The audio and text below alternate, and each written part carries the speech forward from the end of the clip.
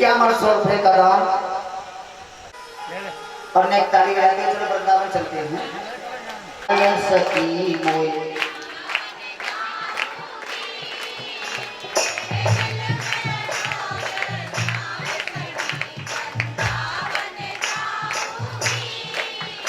मेरे मन में बसो नंदलाल सखी मोए ले चल वृंदावन। मेरे मन में कोई मन की समझ ओ ले चल वृंदावन सखी मोए ले चल गोवर्धन।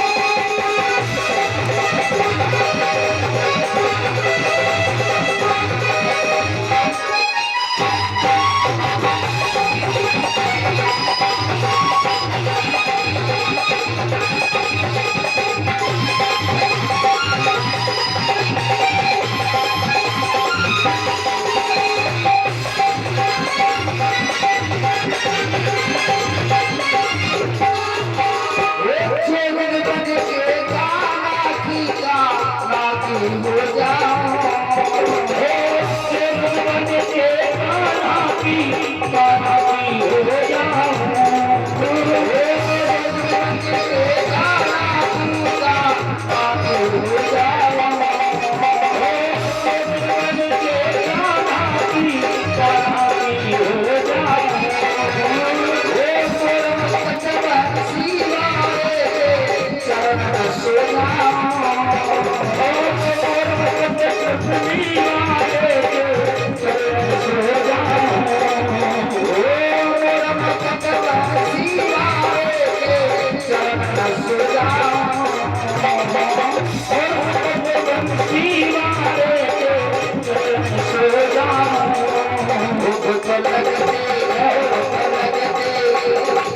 ताली बजाते हुए ताली नहीं बजाएगा उसके घर में 2 फटवाला से आप ले जाएगा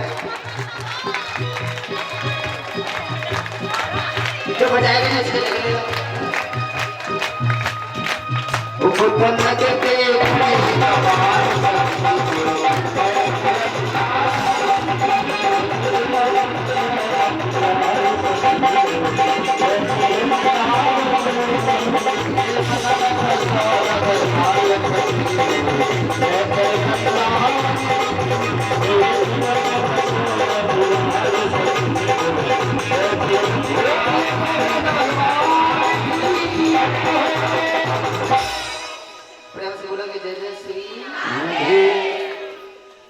पास चले जाओ और उनसे कह देना कि हमारे साथ में कृष्ण बलराम आए हैं, उनको बहुत भूख लगी है, कुछ खाने के लिए दे दो।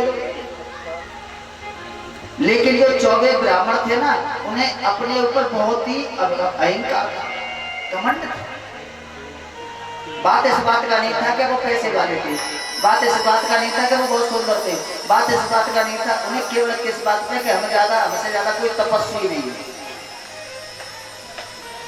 और देखिए, और ये भाई किसी के पास किसी को धन का अहंकार होता है, किसी को सुंदरता का अहंकार होता है, किसी को बल का अहंकार होता है। और ये भी सत्य है कि प्रभुता पाए कौन मत नाई और कर विचार देखो मन। जब इलेक्शन को टाइम आ होता ना, तो घर घर जाएंगे, दीदी ध्यान रखिए चुनाव चिन्ह बंसी ध्यान रखिए है, बस तुम्हारी हाथ मेरी तो लाज है, तुम ही हो माता पिता, तुम ही हो बंधु, सब कुछ तुम ही हो। और जब इलेक्शन होगा वोट खुलेंगे, बाकी बाद में ना ढूंढे मिलेंगे, कहाँ गए पिताजी, फिर ना ढूंढे मिले। और फिर तुम्हें कुछ काम हो पड़ेगा ना, तो बाई चांस तुम्हें जाना पड़ेगा, कहाँ तो ठीक है तुम कल आ जाइए ना, कल ले गए तो बता मत।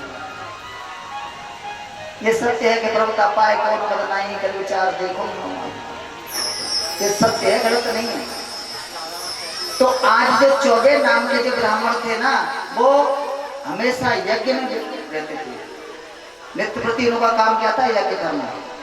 और यज्ञ के कुछ नियम होते हैं। नियम क्या होते हैं कि यज्ञ करते समय कभी भी आपस में बातें नहीं करनी चाहिए। आप लोग भी यहाँ रोज यज्ञ करने के लिए आते होंगे, तो आप तो बातें नहीं करते होंगे, करते हो। कितने बढ़िया लग रहा है क्या करते हैं। और जी मैं जानते हो काल को मोड़ा ही कोई तो बंद नहीं रहते होंगे। जितने लास्ट बात ना देखो तुम कितनी बात करते हो।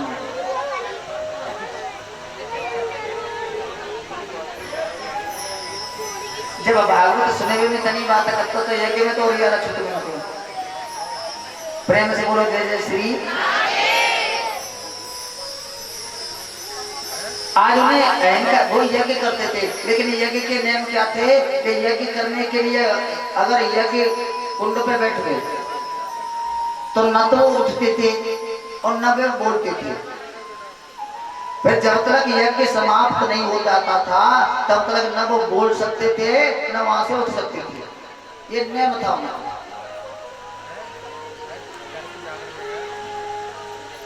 और आज छोटे छोटे भगवान कन्हैया के सखा गए और सखाओं ने जाकर के उनसे प्रणाम किया, ब्राह्मणों जय श्री कृष्ण जय श्री राधे। तो आज उन्होंने अहंकार बस उनका राम राम भी नहीं लिए। फिर कहा अरे भैया राधे राधे जय श्री श्याम। फिर भी नहीं बोले, चुप उन्हें वो था ना इनकार कारण था। और जैसे ही उन्होंने छोटे छोटे सखाओं ने कहा कि भैया हमारे साथ कृष्ण बलराम आए हैं, उसे उन्हें बड़ी तेज भूख लगी है, कुछ खाने के लिए हो तो दे दो, कुछ खाने के लिए वो तो दे दो। तो आज वो ब्राह्मण थे ना 24 ब्राह्मण, वो कहने लगे अरे जाते हो नहीं, अरे कहां से आगे गमार गुआरी हो, या कुछ नहीं खाने के लिए जाओ। जैसे कहा कि यहाँ कुछ नहीं है जाओ। अब तो उन्होंने फिर कहा कि देखो उनको बड़ी तेज भूख लगी है, कुछ घर पे खाने के लिए उसे दे दो। आज वो कहने लगे कि अरे जाते हो को नहीं जाते हो, हमको डंडा उठाना पड़ेगा। और जैसे कहा कि डंडा उठाना पड़ेगा, अब तो लौट करके तुरंत कन्हैया के पास आ गए। और जैसे खाली हाथ आए ना, खाली हाथ आए, भगवान कन्हैया कहने लगे भैया कहो कैसे खाली हाथ चले आए, कुछ खाने पीने के लिए नहीं मिला।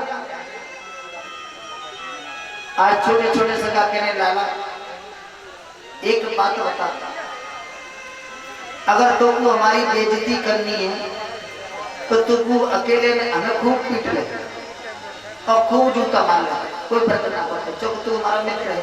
लेकिन एक बात होता, उन्हें ब्राह्मण पे हमें पिटवाए के लिए तेरे 24 ऐसी ऐसी तो लाला गाली नहीं है कि उन्हें हम बोलू ना सकते। और अगर हम नहीं आवते तो डंडा लेके तैयार हो रहेंगे, हमें मार के कटाएंगे। भगवान कन्हैया कहने लाला तुमने बड़ी गलती करी, तुमने गलती करी है ना, क्यों कि तुम उन ब्राह्मणों के पास गए क्यों, तुम उन ब्राह्मणों के पास गए क्यों? अरे तुम्हें तो ब्राह्मण पत्नियों के पास जाना था, क्योंकि कहते हैं कि पिताओं से जो भाई लोग होते हैं उनसे माता का हृदय बड़ा कोमल होता है और माता कभी किसी को भूखा नहीं देख सकती। इसलिए तुम्हें ब्राह्मणों के पास नहीं जाना था, तुम्हें तो ब्राह्मण पत्नियों के पास जाना था। और मेरी बात मानो और तुम ब्राह्मण पत्नियों के पास जाओ। आज छोटे छोटे सगा कहने लगे लाला तो तुमको बेइज्जती करनी है तो तू कर लेना पड़ के, लेकिन हम माने जाएंगे। अब की तो बिना पिटे लौटे आए, लेकिन अब की गए तो पिट के नहीं आए। अब तो हमें कितनी गलत तो नहीं जाएंगे। भगवान कन्हैया ने कहा कि देखो एक बार तुम चले जाओ, अगर तुम्हारा अपमान हो जाए तो जीवन में मेरे कहे पे फिर कभी मत जाना। अगर तुम्हारा अपमान हो जाए तो जीवन में मेरे कहे पे फिर कहीं मत जाना। छोटे छोटे से का कह रहे चल लाला तेरी बात माने ले।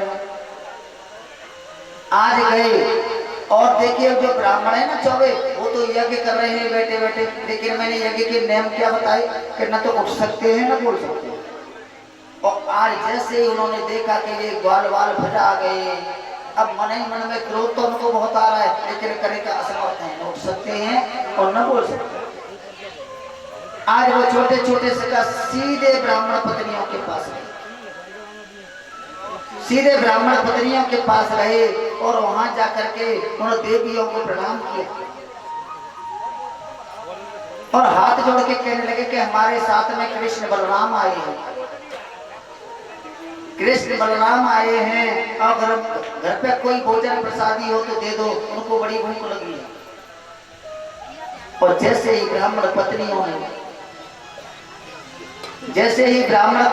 ने आज कृष्ण बलराम का नाम सुना तो उनका कंठ गदगद हो गया, कंठ गदगद हो गया और कहने लगे कि सुनो घर में भोजन प्रसादी तो है लेकिन बहुत सुबह की है, आप ऐसा करो 2 मिनट बैठो मैं तैयार करते हैं। तो सभी ब्राह्मण पत्नियां लग गई और भोजन प्रसादी बनाई और थाल सजा करके जैसे ही तैयार किया। अब तो सभी छोटे छोटे सखा कहने लगे कि ऐसा करो हमें दे दो हम ले जाएंगे।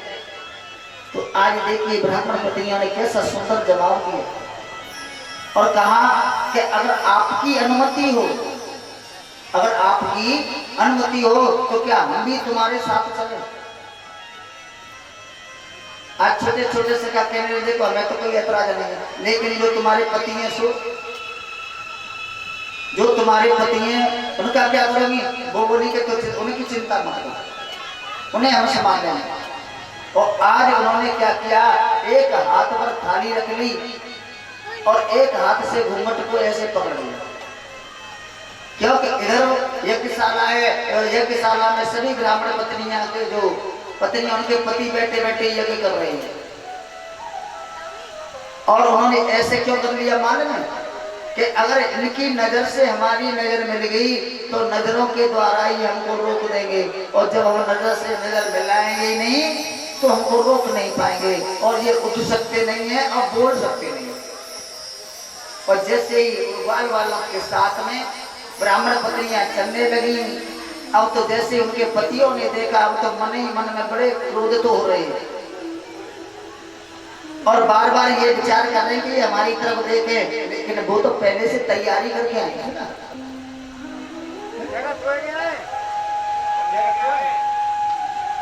तैयारी करके आई थी और ऐसे करके निकल के जा रही है, मन ही मन में बड़े गुस्सा हो रहे हैं, लेकिन कुछ कर नहीं पा रहे हैं। आज जैसे ही भोजन प्रसादी लेकर के और भगवान कन्हैया के पास पहुंची तो आज मेरा कन्हैया खड़ा हो गया और कहने लगा, अरे देवियों तुम क्यों आई,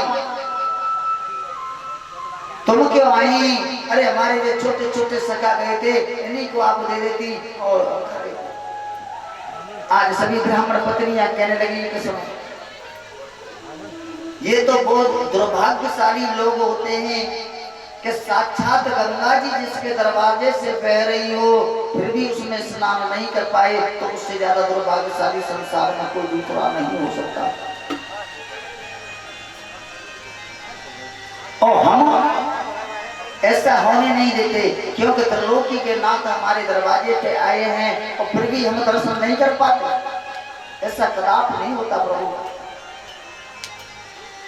भगवान कन्हैया कहने लगे कि देवी अब तुम लौट करके जाओगे तो तुम्हारे पति तुम पर नाराज होंगे। तो आज वो गोपियां कहने लगी, यानी ब्राह्मण पत्नियां कहने लगी कि प्रभु जी बाद में क्या होगा ये वो जाने और आप जाने। जो हमारा फर्ज था, जो हमारा कर्म था वो हमने किया है, हमारा कर्म था हमने किया है कि हमारे दरवाजे पर साक्षात परमात्मा आया है और हम दर्शन करने के लिए आए हैं। और प्रभु आपकी शरण में है, आप जानो तो आपका काम था। आज वो ब्राह्मण पत्नियां कह रही, प्रभु हमारी एक इच्छा है, एक हमारी इच्छा है, क्या इसे पूर्ण करोगे? भगवान कन्हैया कह रहे, बताओ कौन सी इच्छा है? कि जैसे यशोदा मैया आपको गोदी में बिठा करके भोजन प्रसादी कराती है, जैसे यशोदा मैया आपको गोदी में बिठा करके भोजन प्रसादी कराती है, ऐसे क्या आपको हम अपनी गोदी में बिठा के भोजन प्रसादी करा सकते हैं? भगवान कन्हैया कहने लगे, देवी इसमें क्या बात है? तो आज एक ब्राह्मण पत्नी ने भगवान कन्हैया को गोदी में बिठा लिया, दूसरी ब्राह्मण पत्नी ने मेरे बलराम जी को गोदी में बिठा लिया, और तीसरी ब्राह्मण पत्नी ने जो अन्य जो भी सखाएं एक एक सबने अपनी गोदी में बिठा लिया, और गोदी में बिठाने के बाद में अपने हाथ से भगवान को भोजन करा दिया। आज भोजन करा रही है, भगवान कन्हैया बड़े प्रसन्न हो रहे हैं।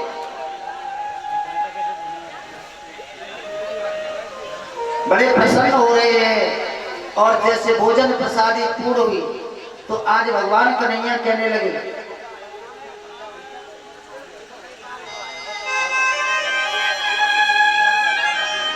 और देखिए हमारे फौजी भाई साहब ने हमारे गले में फूलों का हाथ डाल के स्वागत किया है और दक्षिणा भी दी है। ठाकुर जी से कामना करते हैं घर में सुख शांति बनी रहे, धंधा में कमी रहे। एक बार फौजी भाई साहब ने ताली बजाई।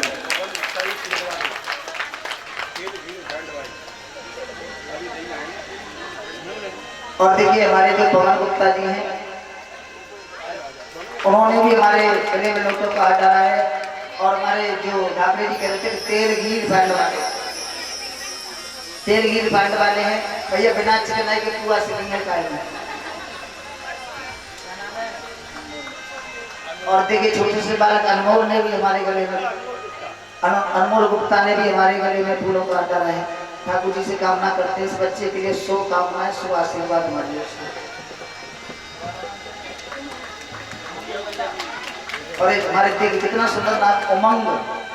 हम तो ठाकुर जी से कामना करते हैं कि ये सत्कर्म करे, हमेशा सत्कर्म करने की हमेशा इस बच्चे के अंदर उमंग रहे। एक बार छोटे छोटे बच्चों के लिए, मेरे रंकुश के लिए, मेरे छोटे कृष्ण भगवान के लिए तारीफ है। हाँ जी, और भी हमारे विवेक जी के बच्चे हैं दोनों। अच्छा उमंग जी क्या बात है। अच्छा एक पवन जी के उमंग के विवेक जी क्या बात है। इनके पिताओं के लिए बहुत कभी हो रही है। बोलिए वृंदावन बिहारी लाल की। प्रेम से बोलो जय जय श्री।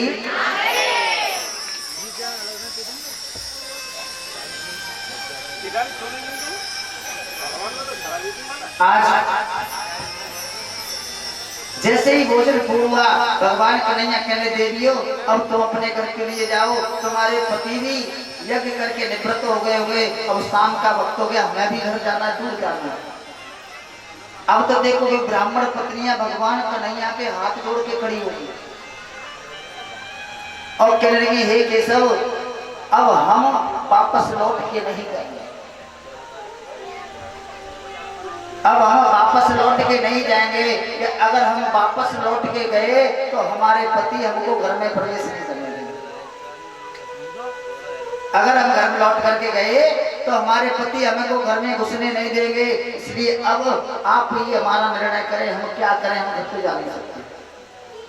भगवान कन्हैया कह रहे देवियों चिंता मत करो, ये मेरा वचन है, जो तुम्हारे पति तुम्हारा पहले सम्मान करते थे उससे 10 गुना सम्मान ज्यादा करेंगे, जाओ तुम जाके तो देखो। ये मेरा वचन है और मेरा वचन कभी मिथ्या नहीं, खाली नहीं जाता।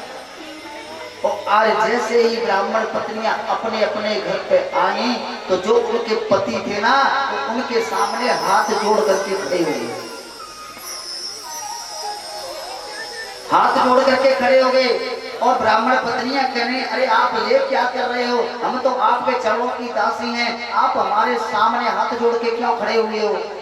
तो आज ब्राह्मण कहने लगे देवी अरे हम कितने दुर्भाग्यशाली हैं, कितने हम अहंकारी हैं कि हमारे दरवाजे पर साक्षात परमात्मा आया और हम दर्शन नहीं कर पाए, और तुम कितनी भाग्यशाली हो कि तुम्हें द्वारका यानी तुम्हें कन्हैया के दर्शन हो।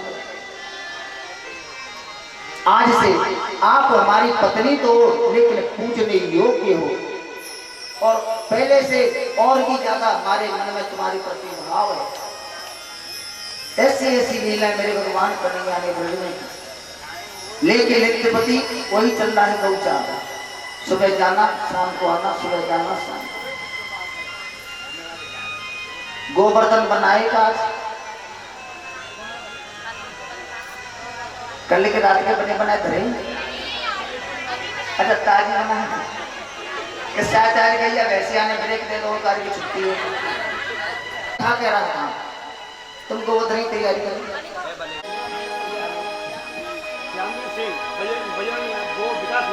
और देखिए हमारे आदरणीय भैया जी श्री श्यामवीर सिंह जी ने हमारे गले में फूलों का हार डाल के स्वागत किया है, जो हमारे प्रकाश नगर के रहने वाले हैं।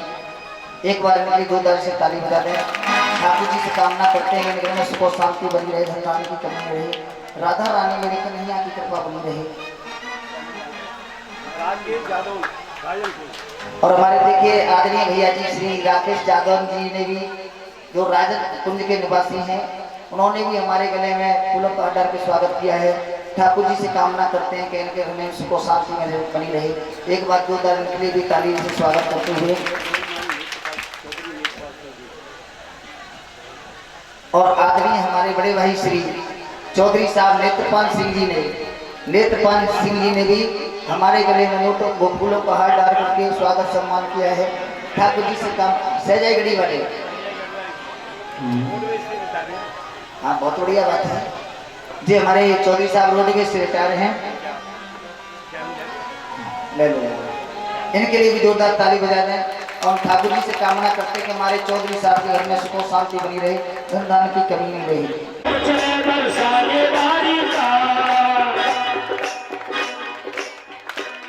मेरे श्याम दीवाना है श्री राधा रानी का, मेरे श्याम दीवाना है श्री राधा रानी का।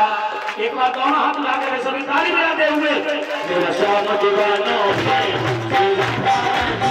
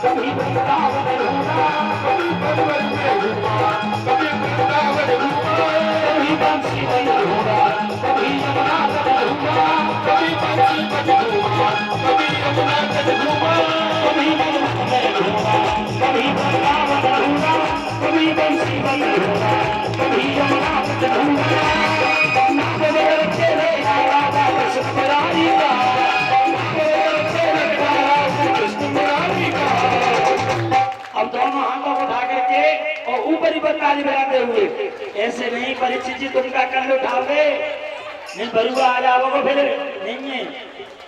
देख लो हाँ जवाड़े में तो बहुत पक्की है, तो हमारी सेटिंग करके दोनों हाथों को सभी के और ऊपर ही ताली बजाते हुए